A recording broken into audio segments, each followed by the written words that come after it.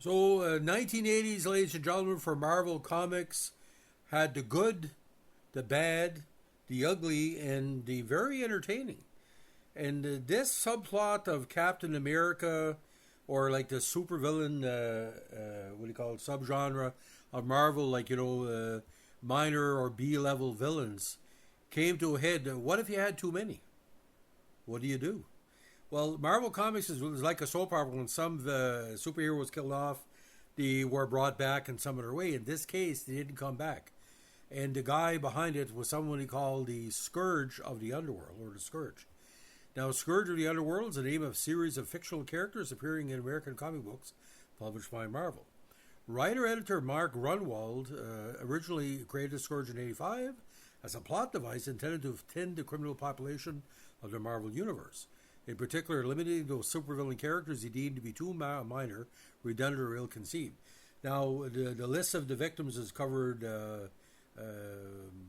more sufficiently in the Marvel Universe, like the Dead magazine, all the dead villains and heroes. Numerous other characters have used the name, often with differing motives and loyalties, but the original Scourge, depicted originally as an unnamed vigilante dedicated to killing criminals. His spree reaches the apex in Captain America 319, where he kills 18 criminals at an underworld meeting held to devise a way of countering him, sort of like a bad version of the movie M. When Captain America captures the Scourge, he claims to be the brother of the Enforcer, whom Scourge killed because his criminal activity shamed her father. He claims that this crime led him to creating the Scourge persona with help from a PI, only identified as Domino, who provides him detailed information on supervillains. Immediately after making this confession, the Scourge is murdered by an unseen assailant. Now, co-created by Johnny Byrne, the artist, following this story, several imposter Scourges are introduced. The Scourge's creator, Grunwald, explained that while he wanted to resolve the mystery of the Scourge sooner rather than later, he feared that if he brought the Scourge back too soon, he would run out of low-tier villains for him to kill, and would either start killing off mid-tier villains or create new villains for the sole purpose of being victims of the Scourge. Some of these villains were killed off were debuted in Marvel in the 1960s, ladies and gentlemen. Now, in '93, Grunwald wrote a 4-part U.S. agent miniseries to resolve the mysteries involving the Scourge of the Underworld. The series revealed that the various Scourges belonged to an organization that Thomas Holloway established following his retirement. You're saying to yourself, who's Thomas Holloway? The original Angel. Now, the came out all the way back in the 1930s as a character. Now, various characters have assumed the Scourge mantle since the original's death, including Frank Simpson, Paladin, and a brainwashed Jack Monroe and Dennis Dunphy. Now, the Enforcer was knocked off in Ghost Rider, in Iron Man 194. Miracle Man, a very popular character who debuted in 1962, was knocked off in Thing 24, June 85. Hade Munger was killed off in Secret Wars 2 in August of 85. Megatak, Tor 358, August 85. Melter, who first debuted in Tales of Suspense in November 63, was knocked off in Avengers 263, January 86. Titania, Marvel 2-in-1 79, knocked off in The Thing 33, March 86. Basilisk, Marvel Team-Off debut, December 73, knocked off in Fantastic Four 289, April 86. Now, the Human Fly, which was kind of a heavy Marvel character, who debuted in Amazing Spider-Man Annual in January 76, was knocked off in May 86 in Amazing Spider-Man 276. Death Adder was debuted in Marvel 2-in-1, June 80, knocked off in Captain America 318. Blue Streak, who debuted in Captain America 217, was knocked off in Captain America 318. Wraith debuted Marvel Team Up, but was knocked off in Amazing Spider-Man number 278.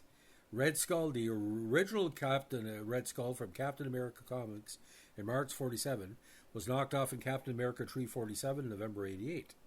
An unnamed member of the Watchdogs were knocked off in who debuted in Captain America in March, was killed off in the same 351.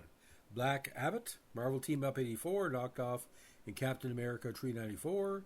Wrench, who debuted Omega the Unknown, knocked off in Captain America 394. Hammer and Anvil debuted as a battler against the Hulk. Incredible Hulk 182 were knocked off in Marvel Fanfare in November 86. The Blowtorch brand, Defenders 135, knocked off in U.S. Agent number 2. Now, the big killing magazine, if you can keep up here, Jaguar, Mirage, Hellraiser, Shell Shock, Birdman, Cyclone, Ringer, Turn of the Century, Grappler, Cheetah, Vamp, Commander Kraken, Letha, Steeplejack, Mindwave, Rapier, Firebrand, and Hijacker were knocked off in Captain America 319. Now, ironically, ladies and gentlemen, some of these villains went all the way back to the 1960s. Example, Shell Shock appeared in Fantastic Four Annual number 5, November 67. And the Hijacker appeared in Tales of the Astonished 40 all the way back in February 63. A very popular villain was Firebrand, debuted in April Iron Man 27 in July 1970. But some of these villains, like Cyclone, April 75, as part of the different, different Spider-Man B villains over the years. Now, there's different podcasts online talking about this murder spree when they all show up in the bar and the bartender kills everybody. But, ladies and gentlemen, like Cheetah was in Captain Marvel 48 in January 77, was considered one of the Latino superheroes.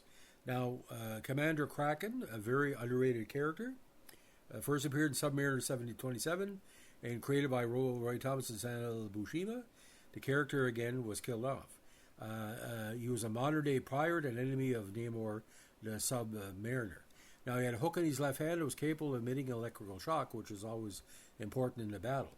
Now, the character, like I said, Shell Shock, is basically someone that everybody missed, but Hellraiser, a very interesting character, is debuted in Marvel Team Up 87. So again, all the characters that were knocked off, and they're missed by certain people. Now, the Rapier is part of, of course, the Hammerhead extended family. Now, the Grappler, who first appeared in Savage She-Hulk number 18, he was a master of leverage, both in physical and financial success, which when advisors studied leverage as a youth.